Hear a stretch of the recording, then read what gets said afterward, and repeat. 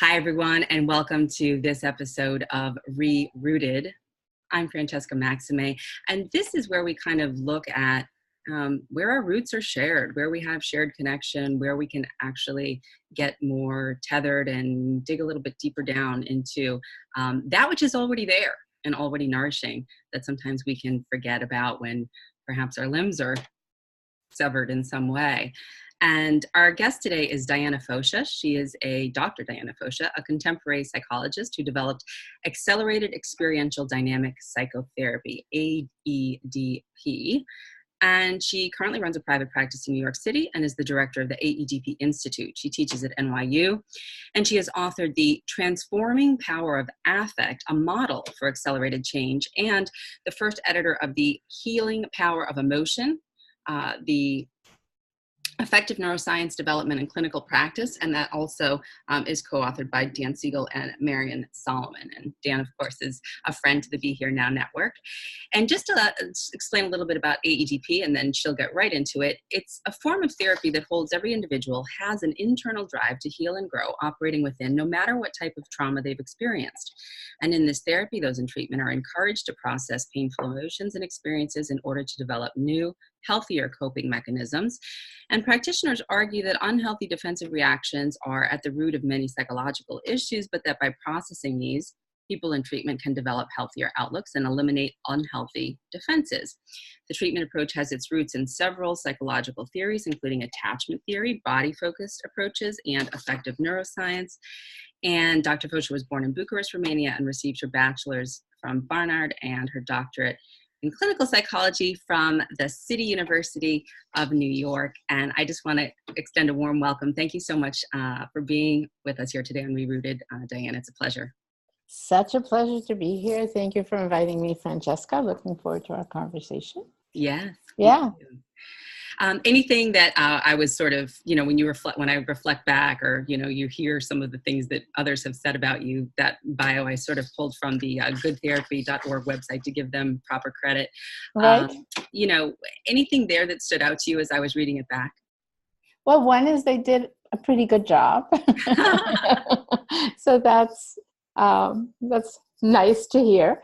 I think the part that that sort of stands out to me, and it's sort of like I think it was in your comments. We were chatting a little bit before, so we may have spoken about it, but I think you said it in your opening comments, is this idea that what we need is there from the get-go, is there from the beginning.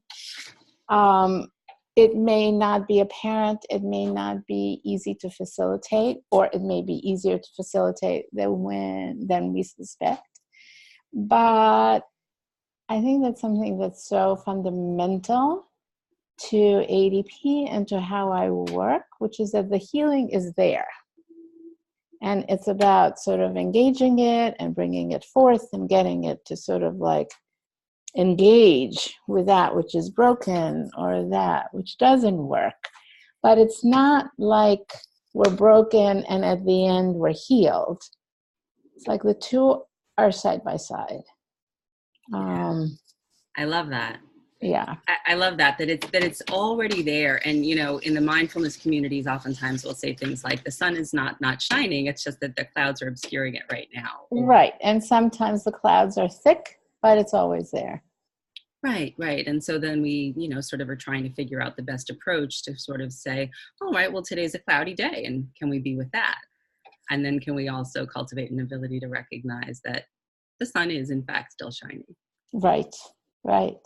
And your method uses a very specific way of doing it that a lot of therapies don't, which is emphasizing the relational attachment, connection, if you will, between the therapist and the client. So can you talk a little bit about how that's fundamental to the work? Yes, absolutely. I mean, I think that so many of the, if not all, or most, let's say most to be conservative, of the trauma approaches that are out there now in this moment in time emphasize safety as the sine qua non of what we're trying to achieve before being able to at least optimally do deeper work or work more with the trauma processing. And there are so many different ways of going about establishing safety, many of which have to do with the body or breathing or grounding, all of which are great. However, and that's where the rootedness and attachment comes in, we take a different approach to safety, which is the approach to safety that's taken when we're infants, which is the relational approach to safety, which is that we're going to try, the goal is, and what we're aiming for is to create a connection, to co-create a connection where the individual who's in the therapy feels safe, feels seen, and feels connected. And in a way, that's the ground. That's our ground from which then we proceed to do explorations. So in that way, the safety is achieved through the relationship. Right. And I know that you're a admirer of Dr. Stephen Porges's work, who I've talked to in the past, and his polyvagal theory approach, who really emphasizes that, and the neuroscience behind what it is that can help in terms of a relational attachment-based way. And so can you talk a little bit about some of the things that might have gone not the way that the infant might have wanted or needed when it was a child, that then can be, I won't say recreated, but created fresh and anew to reconnect with that sun that always shines, that's already right, that was never gone. Yeah. I think that, to go to Porges, to Steve Porges's work, regardless of one's traumatic history, the capacity for what he calls the social engagement system coming online, which is the nervous system's underpinnings for safety, it's always there. If you just, in his method, sort of manipulate, you can do it relationally, you can manipulate the environment with sound, etc. And with food, right, the breaking of bread, there's so many ways of getting people in their bodies and feeling safer. Now, the reason why I'm going back to that is that no matter how deep the attachment trauma is, and I'm going to talk about that in a moment, we hold the same thing with respect to attachment as we do with healing, which is that the capacity for it is always there if you present the right conditions. It doesn't mean it's easy. It doesn't mean that you get it in a second. With some people you do, and with some people it may take a very long time. But it's a very different mindset or heart and mindset for the therapist to sort of operate from a place of, I may not feel it, it may not be evident, but I know it's there, versus it's not there, we have to start from scratch, we have to build it from the ground up. So it's the same with attachment. Having said that, there are unfortunately so many different ways in which things can go awry in early development, from breaks in attunement, which put the infant in a state of stress. These are the misattunements of everyday life, but if they're done consistently, where the caregiver is missing the child and not seeing the child and not being responsive to what's needed, the stress levels rise and they don't get regulated. So that's one way, all the way to sort of more severe conditions like the depression or the psychosis of the mother, or an illness in the family. I've worked with a couple of patients who, where the family experienced a huge loss at the time of their birth. In a couple of cases, when another child had just died, as this new baby comes into the world, And so clearly the family is in a state of trauma. The mother is in acute grief, and here's this new life coming into this world. Those are far from optimal conditions, right?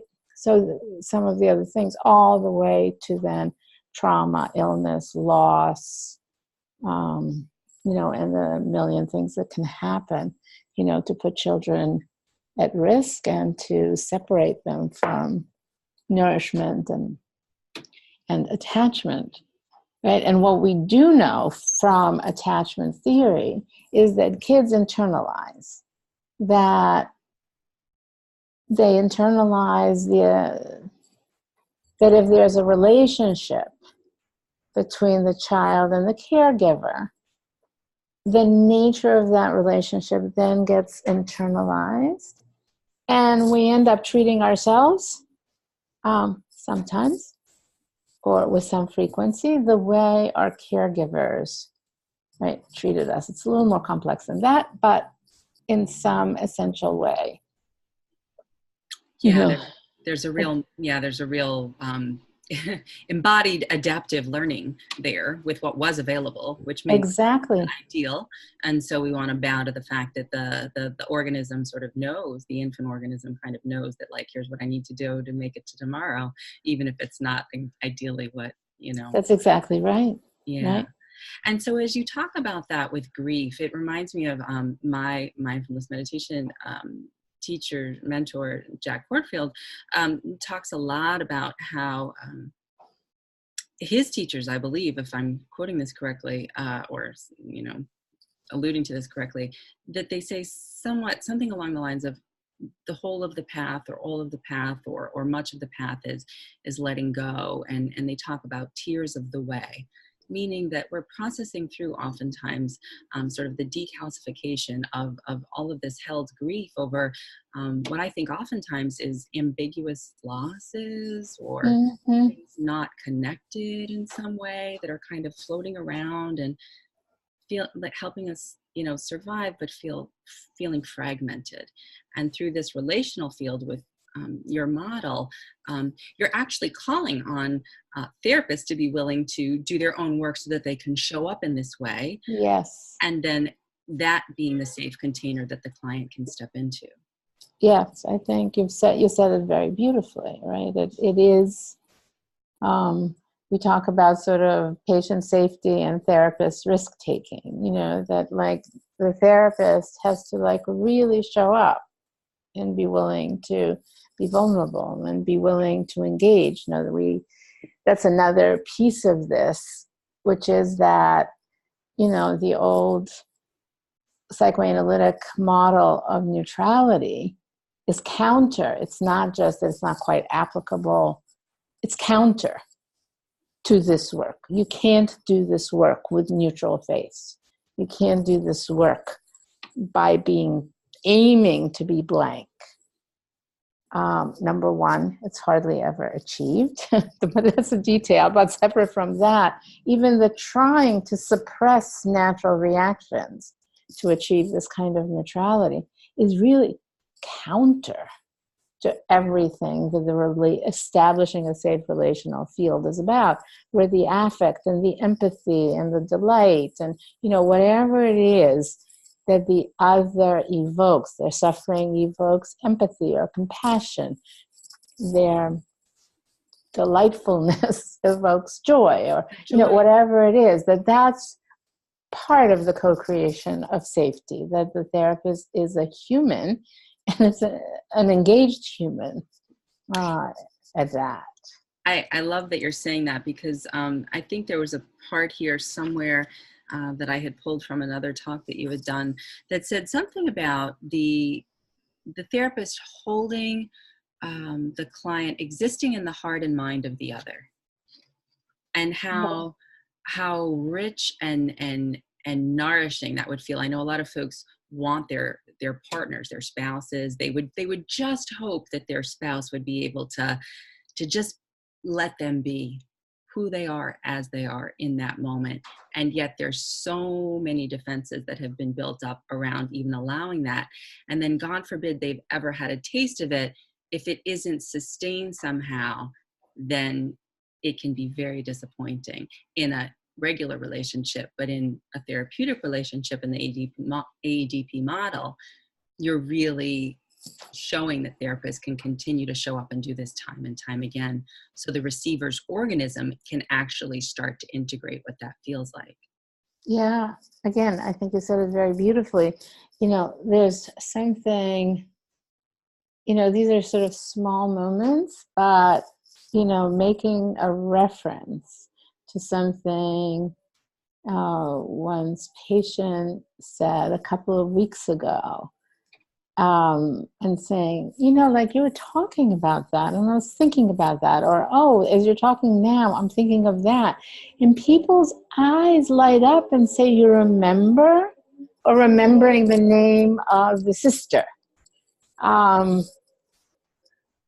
Just, again, small things and big things. But sometimes the small things, like little details, like remembering the sister's name, or remembering, oh, you told me your birthday's coming up, can evoke such a profound, sense of, oh, I exist for you. And then, of course, in deeper and subtler ways of just having a sense of this is what this person needs, or that's how they move in the world, and how I'm going to interact with them shows that I have a sense of that. And feeling seen and cared about in those terms is just huge. People melt. Just melt in defenses, because the thing from Good Therapy talked about defenses. Again, talked about it very well. And you have to get past defenses to get to these experiences of connection or of emotion or in the body. And sometimes these small things that aren't even intended as interventions, are sort of part of the relational interacting, can be more potent than much more formal ways in which therapists try to deal with, like, reducing the impact of defenses, just because they melt people. Right. Yeah. And once someone is able to allow their nervous system to kind of, as you said, melt, and just like in somatic experiencing, we'll say settle, and just sort of rest a little bit. In mindfulness communities at a retreat, sometimes people will just sort of, a couple days, they'll drop in, not check out, but drop in. Right. Different kind of quality there. Different qualities. And that when you feel like you can drop in, that there's something else that's possible, perhaps something fresh that can come out of that otherwise might not have ever been gotten to, because there was a real wall around that, perhaps. Yes. It's so interesting. What I was doing this morning, I was finishing editing a tape, because I teach from psychotherapy videotapes. So I'm preparing for a webinar that I'm teaching, and I was editing this tape of a therapy I had done a couple of years ago.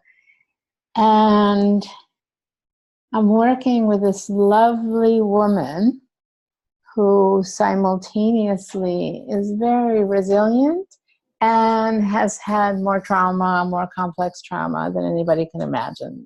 One of these situations where you just wonder, how people manage to survive and be human beings in the world. One of those histories. So we were working with a piece of the trauma from her past. And it's sort of, we found a way to process it through. And this is somebody who just had a lot of nervous tension and a lot of self-soothing and rubbing her arms and all this kind of agitation, as well as trying to contain very intense traumatic emotions. And after this particular set of interventions, you just see this calming in her body. And she says this very beautiful thing. She says, I finally feel like I have some space around me and I can inhabit the space. Beautiful. Which is just gorgeous. Just gorgeous. That I can inhabit the space. That It's there both. is space and that I can inhabit it. Right. And maybe she even says that my body can inhabit the space. Mm-hmm. Yeah, the whole of her. Yeah. Right. Beautiful. Because of the safety that was created. The safety, and in this particular case, it was the safety and having processed something through where it reverses. It, it changes. And you call that transformance, is that right? Yeah, I think transformance refers actually to something a little different. Please explain. Transformance refers really to what we're talking about at the beginning, which is this drive towards healing that's inside us at all times. So less in the relational field, but what's in it has nothing to do, it can be relational, but it doesn't need to be. It's really whether, if you want to use neuroscience, it's the potential for positive neuroplasticity. Mm-hmm. Or you can talk about the healing within, or the sun that's always there.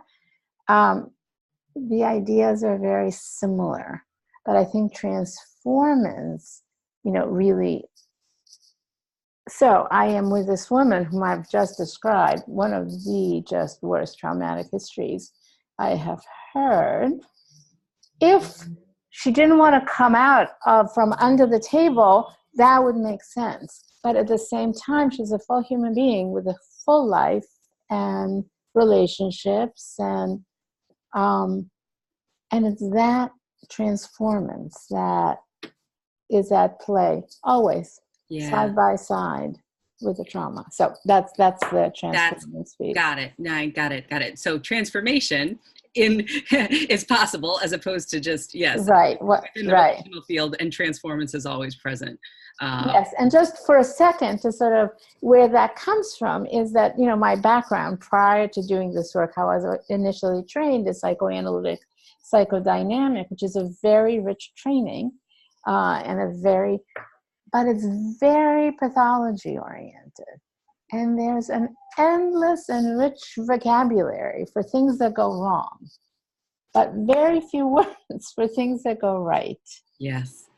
And I was just thinking about that. Like, why do we call it mental illness? Why wouldn't we call it a mental or emotional wellness?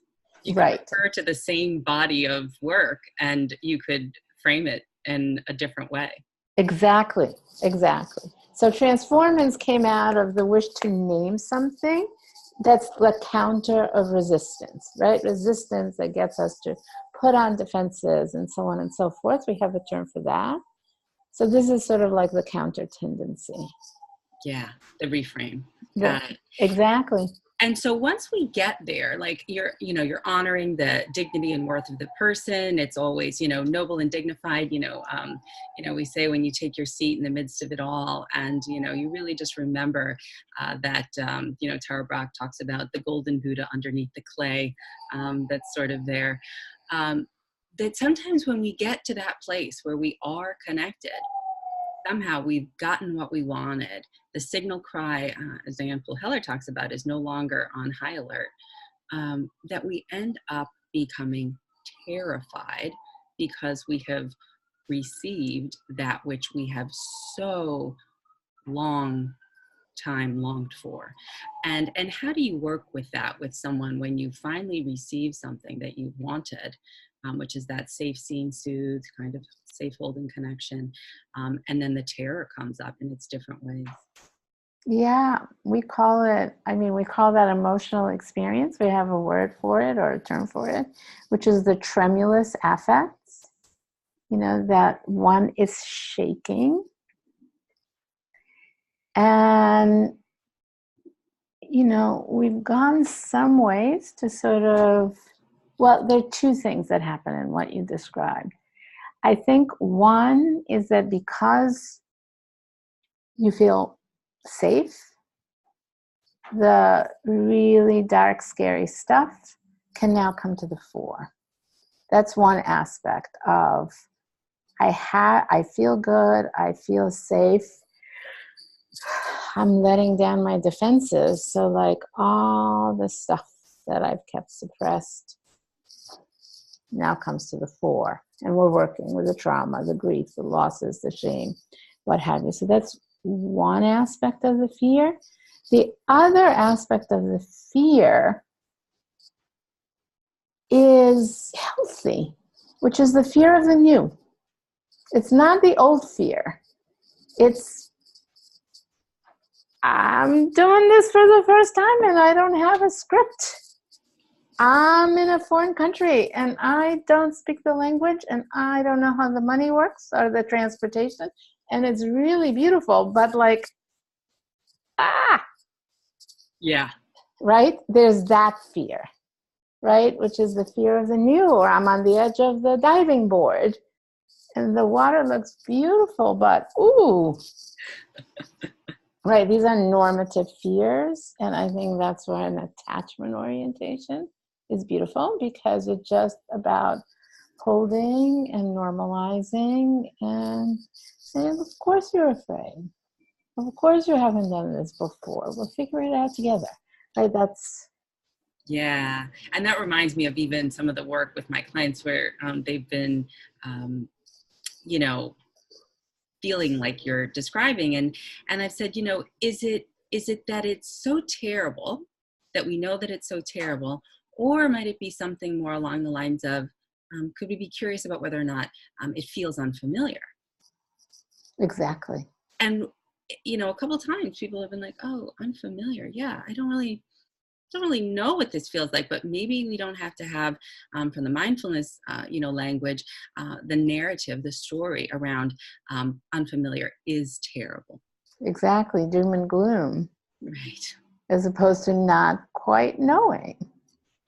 Right. And then, so how do you hold that not quite knowing, don't know mind? I'm listening to my teacher talk in, my ear about this because I've heard him say it so long, but don't know mind. How do we hold that don't know, that uncertainty, without having the terror of the other shoe to drop? And, while holding the first part that you said, like, yeah, of course, there's a piece where there might be tremulous and all of that also. Right. Right. And that's a very different thing, because that we have to like go deeply into it. And it's an opportunity, even though it's frightening and so on and so forth. On this side, and this is where I think the therapist's own work really comes in. I have to say, for me, that work is some of my favorite work, because I don't know what's coming. I mean, you never know exactly. But in a funny way, when we're in the pain, that's like, I sort of know how it goes. I don't know the details. I don't know exactly how it's going to happen. But I sort of know, we know. When we're in emergence, we have no idea.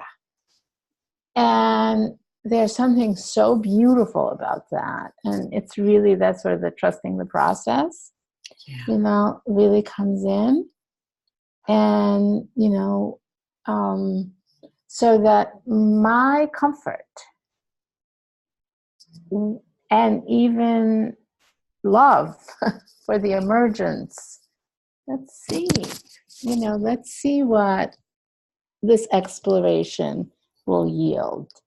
Mm-hmm. I think that, in that way, that's the attachment perspective, that when you're exploring, if the caregiver feels okay, the kid feels safe.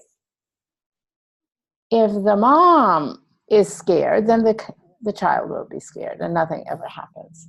But if the parent is saying, okay, let's see, let's check it out, what might come up, it's a very different kind of vibe that just allows that tremulousness, to sort of calm a little bit, and for the curiosity, to come on board. Like, oh, this is unfamiliar. Let's see what happens. It's sort of cool. Right, right. Yeah. I might actually like this kind of vegetable or something, you know, I might not hate it. Two things. One is that it reminds me of, Eugene Gendlin focusing like the felt sense of, but like what's fresh, what's the implicit, what's the thing that wants to move forward. Exactly. Your term is, the emergence, what has yet to be born, right? And, because again, from the, sort of wisdom teachings that everything is in this constant state of shifting. And when we're more attuned to process and not just to sort of having fixed ideas about what is always going to happen, and we open with that curiosity, we can open the pathway to something new being born. And a lot of understanding around that, I think, as you mentioned earlier, the neuroscience, you were just talking about the settling there. Can you talk about how that informs your work and even what has become a new, dare I say, more popular form of doing therapeutic work around particularly trauma, but also in other ways also? Yeah, I mean, I think there used to be so many different takes on, what's important in psychotherapy. And of course there are. I don't mean that, everybody's in total agreement. But, there's something about, for instance, understanding something about the power of right brain to right brain communication, or limbic resonance, right? That when you have emotion and when you have facial expressions and you attune to tone or body energy, to all of these nonverbal qualities, and you get entrained and attuned, there's stress reduction, the amygdala calms down, connection is formed, safety is formed. It's how babies communicate. Just know that's science. It just is, in a variety of ways, in a variety of settings. We now know this about, both development and how we operate. You translate it into psychotherapy, it tells you something about, well, are you going to try to sort of move in this kind of neutral, authoritative, well, let me give you some information. Let me tell you how trauma operates. Let me tell you what happens. Do you do that? Or do you try to get in tune and connect and help their body calm down by maybe attuning to your body, and so on and so on? That's just one example of how really understanding something about how we connect and what happens to our nervous systems when we do just influences sort of how we go about it. Or, like just a very simple, something that I learned from Steve Porges when I grasped the polyvagal theory. And I'm not going to do it justice because I always sort of forget the science of the eardrum. But he says, that when we're in fight flight, the eardrum is either tense or not tense. But the eardrum has a particular characteristic which allows it to register better the low sounds, which is sort of like the sound of the predators. And that when we're in that activated state, we don't process speech, the nuances of spoken language, never mind that our brains are not processing it. Even just the physical quality of the eardrum, it's not registering these fine distinctions. Well, it helped me, deal with my teenage daughter.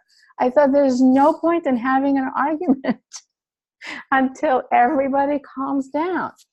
It's a slightly, well, it's not a trivial example at all, actually. Not at all. It's a profound one, and it affected my parenting.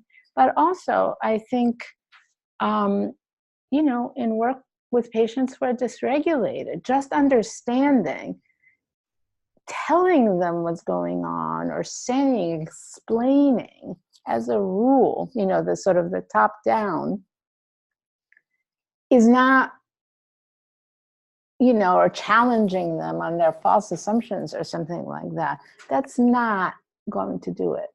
If you want to have a conversation, even a challenging conversation, everybody has to sort of chill out and get their nervous systems to engage and calm down. And then you can have a conversation about a difficult topic that, that you're not maybe necessarily on the same side of.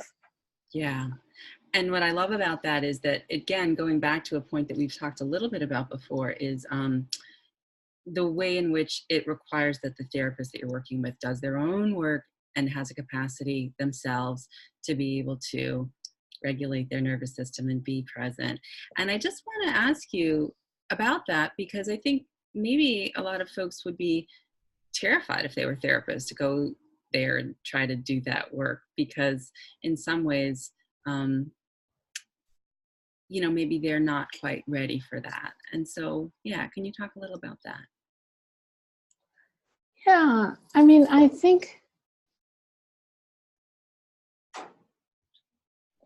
it's, to be perfectly honest, that seems so hard for me to imagine.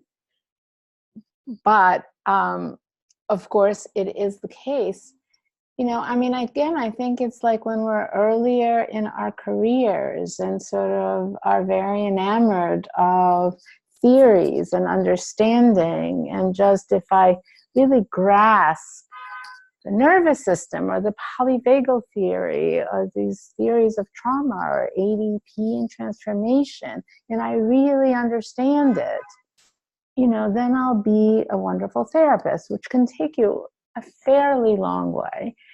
But when we're particularly when we're dealing with things that are not primarily mediated by the cortex, and they evoke our emotions, and they evoke our attachment histories or our trauma histories or whatever, then we're out of this beautiful, lovely, orderly place, of the cortex.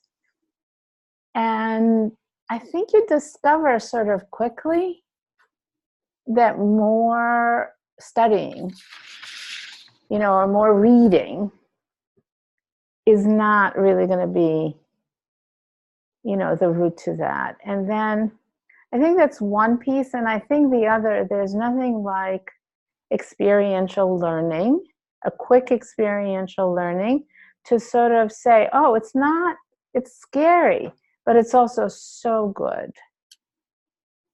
Once you have that experience. So for instance, in our trainings, when we do trainings, we do didactic trainings. And as I said, I teach a lot. In AEDP, we teach from videotape so that you can, so on and so forth. But we also have experiential practices. People practice with each other the skills they're learning. And at the beginning, and here is something that was a sort of piece of learning for me, my colleagues and I, when we first started to sort of put in the experiential part, the idea was that this is for the therapist, that we want to give the therapist practice. And we would say all of these things. Remember, it's a training, which it is, take care of yourself, which you should do, etc. But we weren't paying that much attention. We're paying attention to the experience of the person in the patient role so that it stayed safe. But we thought the learning was for the therapist. And what the feedback that we got was that it was great training for the therapist, but it was amazing training, learning in the role of the patient, because you got to have an experience of what the therapy did from the receiver of it. Beautiful. Right? And this was from the feedback that we got from the participants. So just, like a little 20-minute practice and a training. I think that once you have a taste, or you see on a videotape, it's scary, but oh my God, look what happens when they get to the other side. Right. And you just did that with your finger to kind of whoop, like, sort of when you kind of make that connection. And I've felt it and been there and been privileged to hold that space and bear witness and be in resonance with students and clients when they sort of come there, and perhaps guide or cultivate a certain, container around that also, as I know you do. That there's something in, our meditation communities just known as insight meditation, the Theravada tradition, that moment of really kind of getting something at a wisdom level, at a knowing level, at almost a larger level of you become more at one with the knowing itself, which was already there, as we talked about, but that you're now kind of connected to that knowing, deeper understanding about it in a way that before was inaccessible. It just didn't put two and two together. But that once that's facilitated and that shift, I think, to go back to Genlin's language, can happen. That does, in fact, that's I don't want to say you're sold, but then things are, that new things are possible.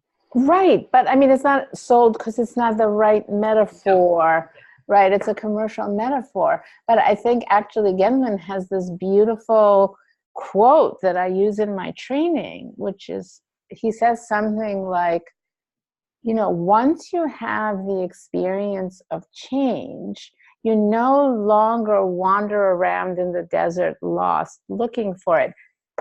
You know what it is. And even if you lose it, you know what you're going for. And I think that's very true. And it doesn't need to happen in some massive way. Just having an experience witnessing somebody else's transformation by watching a videotape or doing a little piece of work, in a training where you actually have an experience of going into something that's hard, going through something difficult and coming out the other side with knowing, with lightness, with expansiveness, I think makes people, what is it? When Sally met Harry, I'll have what she's having, right. I want that. I want that. Yeah.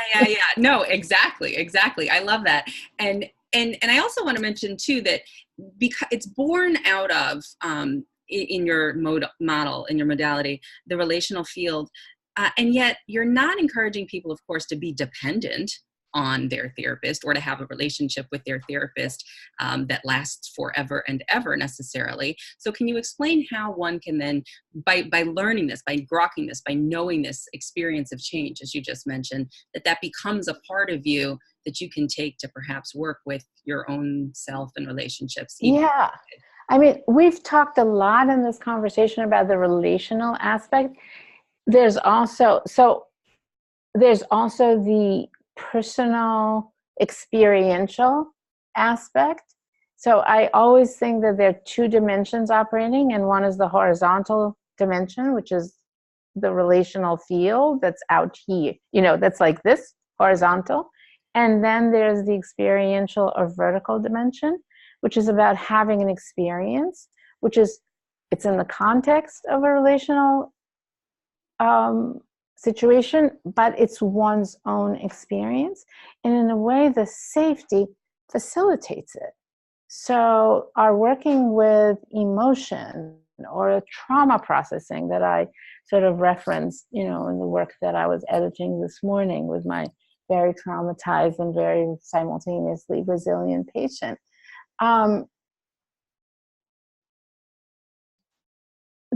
We're holding the work together, but something is being facilitated that's on the inside. And it's this processing of an experience through going deep and where it was stuck.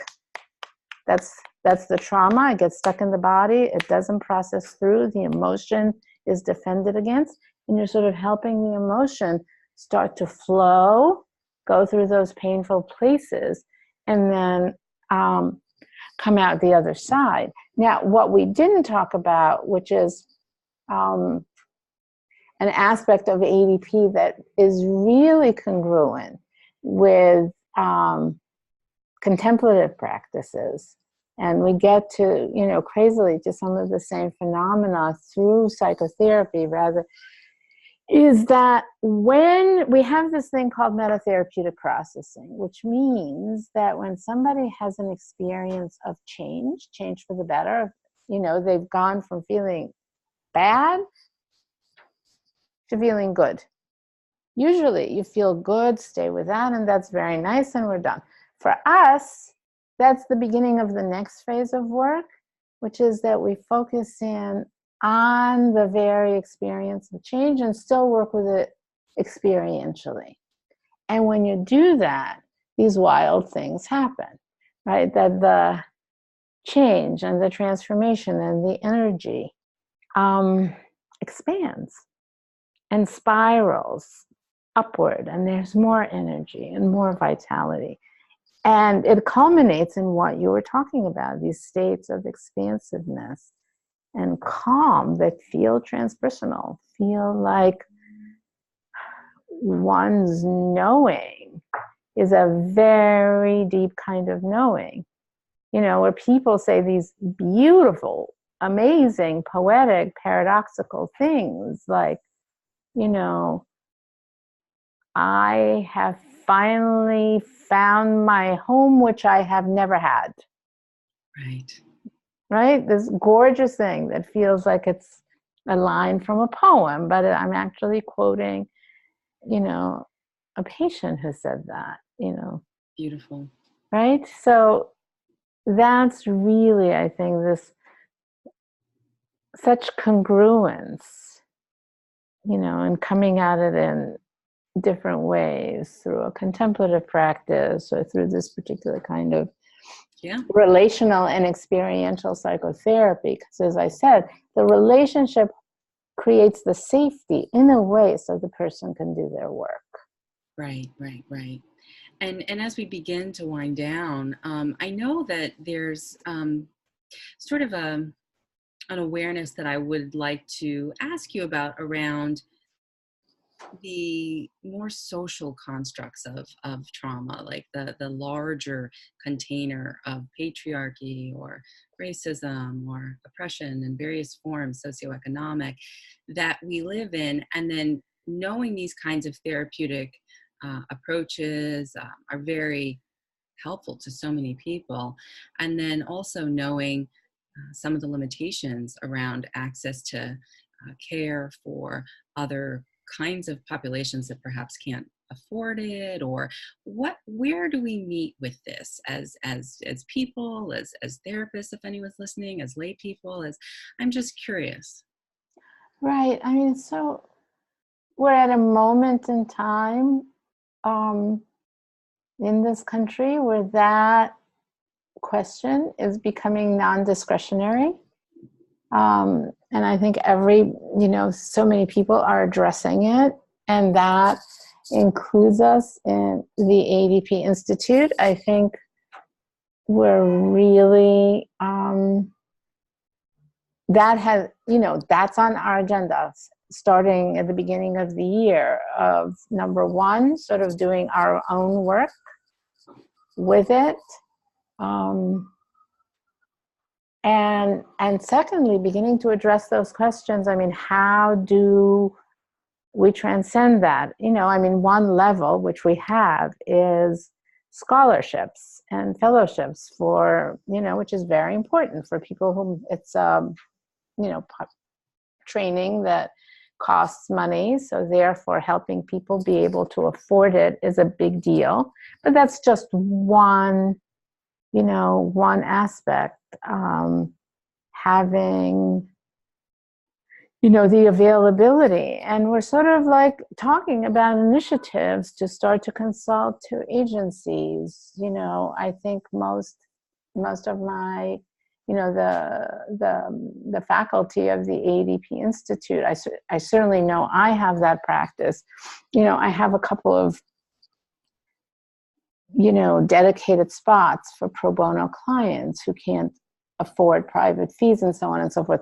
But even those seem to me insufficient to the larger questions, and which I think we're early in we're sort of doing our own work before being able to sort of address in a more systematic or deeper way. How do we deal with those traumas and, questions of access and so on and so forth? Yeah, one very specific thing that I want to mention is that we're doing research into a short-term version of the model, which is interesting because, accelerated is in the term, but accelerated is relative. It just means faster. It doesn't say faster than what. Don't mistake it. Yeah, right. It's faster than it would otherwise take. Well, in somatic experiencing, we say slow is fast. Right. But, usually in sort of the mainstream AEDP, we don't work with a time limit. And we're now sort of going back to some of my earlier roots in short-term therapy, and we've created a 16-session model of AEDP, which means that more people have access to it. So this is really just a very early engagement with that question, but we're engaging it. And I think that's important that you asked it. I appreciate that. Thank you. And I appreciate what you're doing. And I think it's something that everybody's looking at and everybody is trying to figure out what's the best way to be, again, going back to this relational sort of analogy, but not just the witness, but the partner, not just the witness and not just the ally, but the partner. Right? Exactly. How do we become that partner in transforming change and of actually shifting things and spiraling up societally and not just, because I think as we each are a drop in the ocean, we sort of change the tenor of the water, right? Yeah. Probably mixing metaphors again, but you get what I'm saying. Fine to mix metaphors, bringing more things in. Well, is there anything else you'd like to add before we close with this beautiful heart-centered and, dare I say, love-centered approach that is a heart-mind way of healing? No, really, just thank you so much. This has been such a lovely conversation, and it has that sort of quality of emergence in that it feels like I just looked at the time a few minutes ago and saw that we're very close to the end of the hour, and it feels like we just got started. So so I really just wanted to thank you for a very engaged conversation. Well, likewise, and I feel similarly, and I hope that we can perhaps engage again in the future in some way. And again, for folks who would like to learn more, it's AEDP. This is, I believe, the latest book, The Healing Power of Emotion, Effective Neuroscience Development and Clinical Practice. And it might be a little wonky for some folks, but certainly you can learn more and Google Dr. Diana Fosha for more information. And of course, she has the other first book, The Transforming Power of Affect, a Model for Accelerated Change. And Francesca, if I may give people the website for AEDP, where there's a ton of stuff, including a ton of papers. Please do. Which is www.aedpinstitute.org. AEDP Institute is one word. And you can truly find a lot of resources there. So beautiful. And we'll have that link on the website page Perfect. For you also. Thank you so much, Diana. So much appreciation for you and all that you do. And I wish you well. Thank you. You as well. Thank you so much. Take care.